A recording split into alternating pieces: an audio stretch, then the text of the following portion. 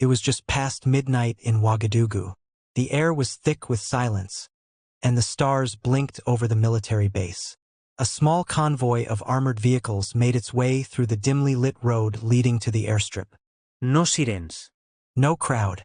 No media. Even the regular night guards were rotated out hours earlier. Something was happening, something so secret, not even the interim ministers were fully briefed. Inside one of the black SUVs sat a man in camouflage, eyes calm but burning with intent. Captain Ibrahim Traoré, the 35-year-old revolutionary leader of Burkina Faso.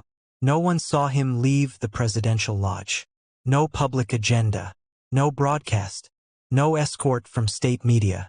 Only a few foreign eyes in the sky might have caught the sudden illumination of the runway as a Russian-made military aircraft, unmarked and discreet, landed with eerie precision.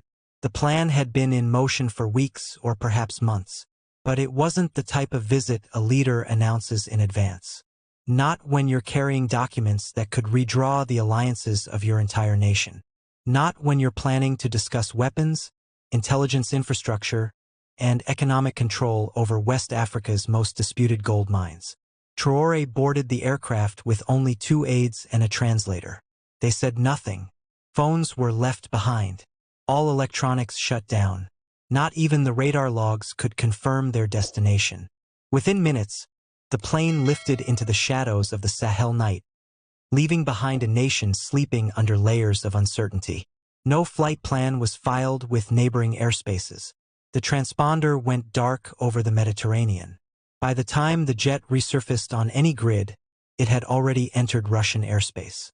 In Moscow, the sun hadn't risen yet, but a heavily secured diplomatic terminal was ready.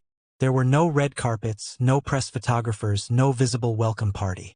Only a convoy waiting in the cold, led by men whose suits concealed weapons and whose expressions never shifted. Rumors say Traoré was not taken to the Kremlin. Instead, he was driven straight to a secure military facility just outside Moscow. There, the real discussions began. What was discussed? No one knows for certain, but sources close to the Sahel security bloc claim that Traoré signed confidential memoranda of understanding that night. Not just for arms shipments, but for satellite surveillance, energy grid protection, and a new kind of military cooperation never before extended to Burkina Faso. There were whispers that Russian advisors would be embedded in the Burkinabe intelligence units.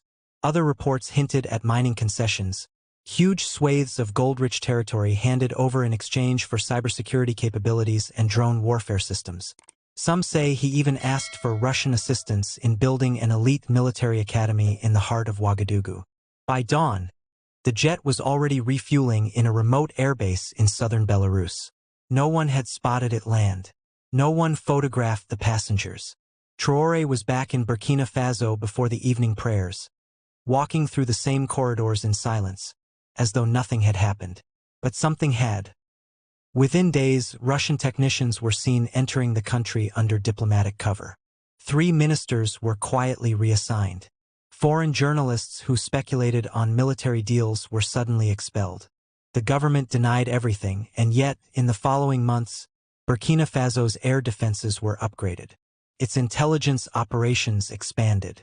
And satellite footage revealed heavy construction near Ouagadougou, rumored to be an underground data facility.